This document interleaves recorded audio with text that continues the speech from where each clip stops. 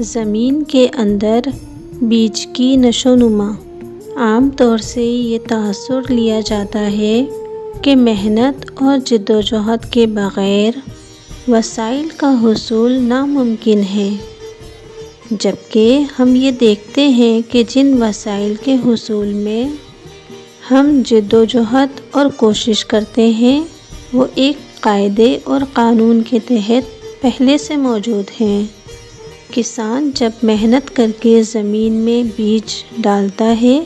اور اس بیج کی نشو نما سے انسانی ضروریات کے لیے قسم قسم کی غذائیں فراہم ہوتی ہیں، یہ سب اس وقت ممکن ہوتا ہے جب پہلے سے وسائل موجود ہوں، مثلاً بیج کا موجود ہونا، زمین کا موجود ہونا۔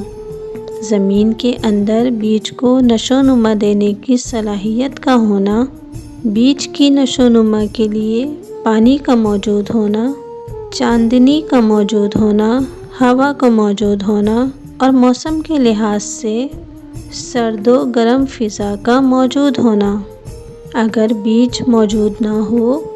یا زمین کے اندر بیج کو نشو نما دینے کی صلاحیت موجود نہ ہو،